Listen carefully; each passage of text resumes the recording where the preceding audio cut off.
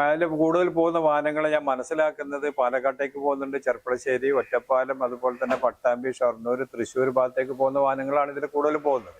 ഒരു traffic jam അങ്ങാടിപ്പുറത്ത് ഉണ്ടാകുന്നത്. അപ്പൊ അത് ഒഴിവാക്കിക്കൊണ്ട് 2 ബൈപ്പാസിന് വേണ്ടിയുള്ള ശ്രമം നടത്തിയിട്ടുണ്ട്. ഒന്ന് മാനത്തുമംഗലം ബൈപ്പാസ്, അത് കുറെ മുമ്പ് വന്നതാണ്. അതേ സമയത്ത് തന്നെ ചെറുകര ഭാഗത്തേക്ക് അല്ലെങ്കിൽ നമ്മുടെ അവിടെയുള്ള ആർട്സ് ആൻഡ് സയൻസ് കോളേജിന്റെ, ഗവൺമെന്റ് ആർട്സ് ആൻഡ് സയൻസ് കോളേജിന്റെ ഭാഗത്തേക്കുള്ള ഒരു വഴി കൂടി അന്ന് പ്ലാൻ ചെയ്തിരുന്നു. കോഴിക്കോട് പാലക്കാട് ദേശീയപാതയിൽ അങ്ങാടിപ്പുറം ടൗണിൽ രൂപപ്പെടുന്ന ശക്തമായ ഗതാഗത കുരുക്കിന് പരിഹാരം കണ്ടെത്തുന്നതിനായി പുതിയ ബൈപ്പാസ് പദ്ധതി മാർഗനിർദ്ദേശവുമായി മങ്കട MLA മഞ്ഞളാംകുഴി അലി രംഗത്ത്. നിർദ്ദിഷ്ട ഓരാടംപാലം മാനത്തുമംഗലം ബൈപ്പാസ് പദ്ധതിക്ക് താരതമ്യേന ചിലവ് കൂടുതലായതിനാലാണ് പുതിയ പദ്ധതിയുടെ സാധ്യതകൾ അധികൃതർ തേടുന്നത്. ചാനൽ 10 പ്രേക്ഷകരോടൊപ്പം മങ്കട MLA മഞ്ഞളാംകുഴി അലി കൂടെയുണ്ട്. കുറച്ചു ദിവസങ്ങൾക്ക് മുമ്പാണുള്ള പുതിയൊരു ബൈപ്പാസുമായി ബന്ധപ്പെട്ടുകൊണ്ടുള്ള വിദഗ്ധരുടെ സർവേ നടന്നത്. ഈ ഒരു പദ്ധതി യാഥാർത്ഥ്യമാവുന്നതിലൂടെ എങ്ങനെയെല്ലാമാണ് അങ്ങാടിപ്പുറത്തെ രൂക്ഷമായ ഗതാഗത കുരുക്കിന് പരിഹാരം കണ്ടെത്താൻ സാധിക്കുക? നമ്മൾ അങ്ങാടിപ്പുറം ടൗണ് വഴി പോകുന്നതും വരുന്നതുമായ എല്ലാ വാഹനങ്ങളുടെയും കണക്കാണ് കഴിഞ്ഞ പ്രാവശ്യം നാറ്റ്പാക്കിന്റെ ഉദ്യോഗസ്ഥന്മാർ വന്നെടുത്തത്. 2 ദിവസം, അതായത് ഏകദേശം 48 മണിക്കൂറോളം തുടർച്ചയായി ഏതെല്ലാം വാഹനങ്ങൾ ഏതെല്ലാം വഴിയിലേക്ക് പോകുന്നു എന്നുള്ളതിന്റെ കണക്ക് അവരെടുത്തിട്ടുണ്ട്. അതിന്റെ അനാലിസിസ് ഇതുവരെയും കിട്ടിയിട്ടില്ല.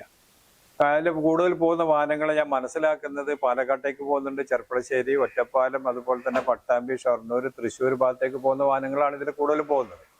ടൗണിലേക്കുള്ള വാഹനങ്ങളുണ്ട്.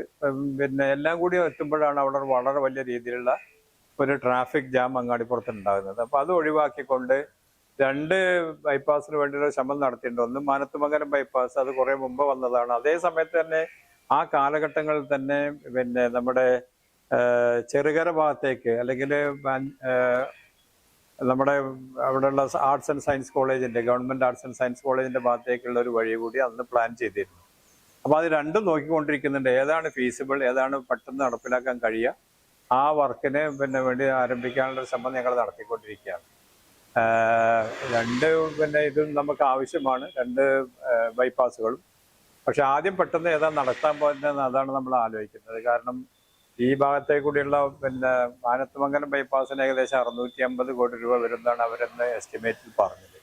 കഴിഞ്ഞ പ്രാവശ്യം മന്ത്രിയുടെ ഓഫീസിൽ ഉണ്ടായിരുന്ന ഒരു മീറ്റിങ്ങിൽ അന്ന് എക്സിക്യൂട്ടീവ് എഞ്ചിനീയർ പറഞ്ഞ 650 കോടി രൂപയാണ്. ഈ ഇപ്പുറത്തേക്കുള്ള ബൈപ്പാസിന്റെ ഏകദേശം കോസ്റ്റ് 200-250 കോടി രൂപയാണ്.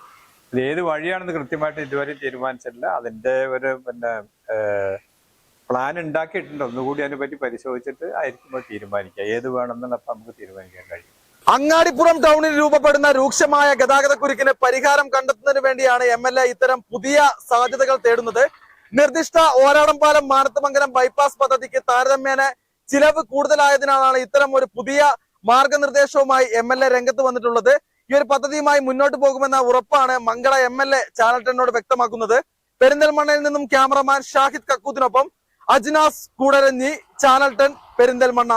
നിങ്ങളുടെ കരിയറിന് നല്ലൊരു തുടക്കമാകാൻ ഇലക്ട്രോണിക്സ് IT മേഖലയിലെ ഏറ്റവും മികച്ച കോഴ്സുകളുമായി ETC electro technical college Perinthalmanna, Malappuram. സ്വദേശത്തും വിദേശത്തും ജോലി സാധ്യതകളോടെ technology of electronics, electrical and cooling system, smart phone technology, electric automobile engineering, electronics and electrical technician, electrical and plumbing, inverter, AC and refrigeration, computer hardware and networking, CCTV technician, laptop chip level servicing, computer accounting കോഴ്സുകൾ, PSC അംഗീകൃത software കോഴ്സുകളും.